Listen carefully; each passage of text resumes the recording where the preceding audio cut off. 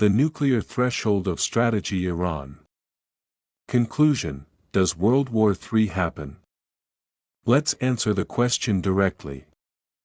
In the most probable scenario, nuclear shadow, World War III does not happen. Iran crosses the nuclear threshold. The world is shocked, then adjusts. Sanctions intensify. Saudi Arabia moves toward proliferation. A new, deeply unstable nuclear balance emerges in the Middle East. It is extremely dangerous. It is not immediately World War III. The path to World War III runs through escalation cascades, not deliberate decision. The most likely route to a third world war is not an Iranian leader waking up one morning and deciding to start one. It is a crisis that escalates faster than decision-makers can process, in an environment of multiple nuclear actors, degraded communication, hair-trigger alert postures, and the specific ideological character of the Iranian state, which, under maximum pressure, introduces a degree of unpredictability that secular deterrence theory cannot fully accommodate. The theocratic nature of the Iranian state matters, but not in the way the headline suggests. The Islamic Republic's theocratic character does not make nuclear use inevitable or even particularly likely in normal circumstances.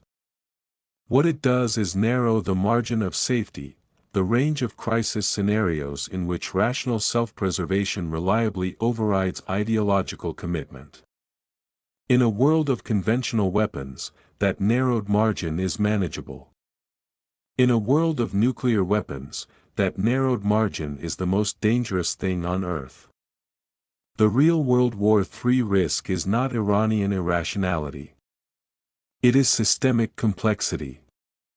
When you combine multiple nuclear actors in a small geographic space, a revolutionary state with ideological commitments that create genuine uncertainty about its red lines, Israeli strategic doctrine that has never accepted MAD, American mutual defense commitments, Russian and Chinese partnership arrangements with Iran, and the specific vulnerability of all parties to miscalculation in a rapidly moving crisis, you have created a system with properties that no individual actor controls. History's greatest wars were not started by the most irrational actors. They were started by rational actors caught in systems that overwhelmed their capacity for rational control. The nuclear Middle East is that kind of system. 5 things to remember. 1. Iran's breakout timeline is measured in weeks for fissile material, months for a deployable weapon. The 2025 strikes degraded but did not eliminate this capability. The knowledge survived. 2. The Islamic Republic's theocratic character introduces genuine uncertainty into nuclear decision-making that secular deterrence theory does not fully capture, not because Iranian leaders are suicidal, but because their ideological framework creates scenarios outside the range that rational self-preservation theory covers. 3. The Saudi cascade is the most dangerous medium-term consequence of Iranian nuclear acquisition, a multipolar nuclear Middle East with overlapping red lines and immature crisis management infrastructure. 4. World War III is more likely to begin through miscalculation and cascade than through deliberate decision.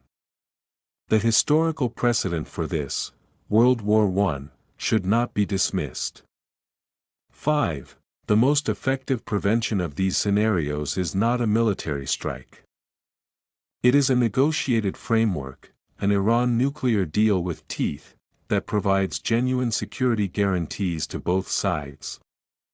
That framework requires American and Iranian leaders to make decisions that their domestic political bases will punish them for.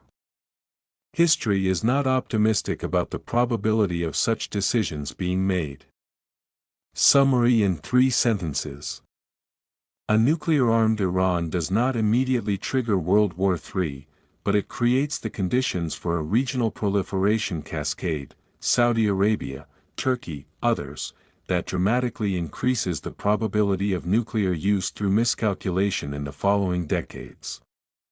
The theocratic character of the Islamic Republic matters not because it makes Iranian leaders suicidal, but because it introduces a degree of unpredictability under maximum existential pressure that narrows the safety margin that rational deterrence theory depends upon. The most dangerous pathway to World War III in this scenario is not deliberate choice, it is the interaction of multiple nuclear actors, misread signals, and automatic escalation systems moving faster than human decision-making can interrupt them. Teaser, Episode 3, The Yuan or the Dollar, Who Wins the Monetary War, and When? Coming next. China has built the infrastructure. The CIPS payment system. The digital yuan. The petro-yuan arrangements. The BRICS financial architecture. The 25-year Iran deal. But is it enough?